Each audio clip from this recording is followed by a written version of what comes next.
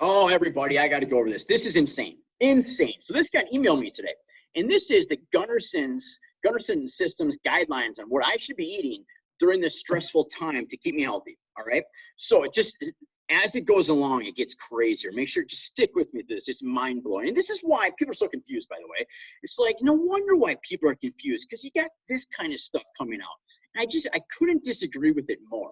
This is one of the big reasons I wrote a book, to try and cut through this confusion, because it's mind blowing what some dietitians are being taught in schools. It's so easy to prove damn near all of this wrong. But just let's go through it, right? If you're suffering from appetite loss, fill your grocery list with liquid calories such as juice, sugar water, milk, ingredients to make smoothies, protein drinks, sherbet, ice cream, or popsicles. Come on, let's be honest, right? Nobody right now is, they're so low on food and calories that they just need to get something in their body, they're going to starve to death. Like, nobody, right? No one's in this situation. But just moving on. If you're suffering from low motivation, for many, particularly those with mental illness, low motivation during stressful times is common, which I agree. Stress can be draining and it kills your motivation. But what do they recommend?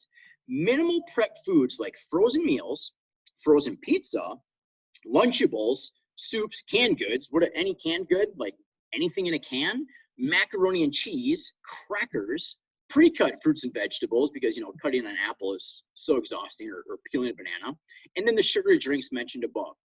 See, it's foods like this that kill my motivation. If someone truly eats healthy, right? If you truly are eating a good, healthy diet, I mean, you feel amazing, you're vibrant, you're full of energy, you sleep good, you can't wait to get up and attack the day. Eating a meal of this makes you feel terrible. Terrible. It's like a hangover. Like if I was to eat a frozen pizza with some mac and cheese and a juice, first, I would have terrible digestive issues, which over half of adults have on a regular basis because of foods like this. Second, it crushes my motivation. Like I wouldn't feel like doing anything. Third, I would definitely get diarrhea and my skin would probably break out. It's foods like this that so many people have skin conditions. I mean, this is crazy to recommend this ever. Moving on. If you're tempted to try and exercise control over your eating habits, it's like, if you're tempted, it's good to have control over your eating habits. This says, please don't fall prey to fear-mongering messages about food and exercise. It is so vital to stay nourished, and attempts at healthy or clean eating often lend themselves to malnutrition. How in God's name is eating healthy or eating clean going to make you malnourished? Eating healthy is what gives you good nourishment. What other way could you get good nourishment other than eating healthy? This up here is what leads to malnutrition. You're getting loads of calories. So this is what these are, is they're high calorie, low nutrient foods. I promote and eat nutrient dense foods. So you don't get many calories, but you're getting loads of good nutrition. This is malnourishment. This is why so many people are overfed and undernourished. This is why we're overweight and starving at the same time. It's crazy, but amazingly, it gets worse. Data clearly show that the ability of certain foods or nutrients to boost your immune system is not real, but the placebo effect is. So they're saying that what you eat doesn't have an effect on your immune system. It's the placebo effect. That's crazy. Tell that to the millions of people who died because of scurvy. Why did they die? Because their body was so deficient in vitamin C that eventually their immune system was so weak, they would catch an infection and the infection would kill them, right? Look at beriberi. Deficient in B1, your body gets so weak, you catch an infection, you die. Pellagra, deficiency in B3, same thing. Right now, the studies are out there right now showing the people that are low in vitamin D, low in that nutrient, their immune system's lower and they have more complications from COVID. Plus, there's tons of studies showing about vitamin D and influenza and the common cold, rhinovirus. There's so much research out there to show how important what you eat and your nutrition is for your immunity. Or here's it, like right now, guys, right now, hundreds of thousands of kids every single year go blind because their diets are low in vitamin A.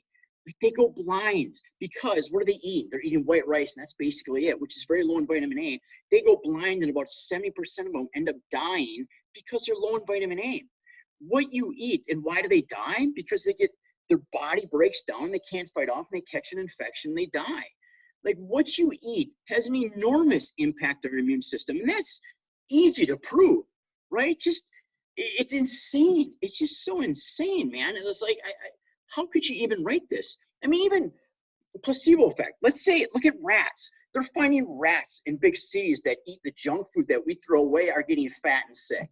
Is that placebo effect? I mean, you can take rats, feed one a healthy diet, which apparently is bad, and feed one the stuff that the processed foods that we're recommended to eat, and the one will get sicker every time. You can't tell me that's because of a placebo effect in a rat. I mean, it's just insane.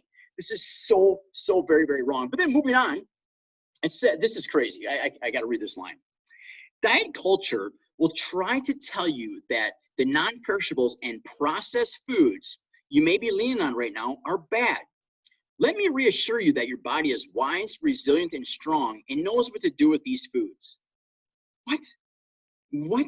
You think like your body's like, well, it just knows what to do the Snickers bar, or this Pepsi, right? I'm just gonna drink this Pepsi, but my body knows what to do it.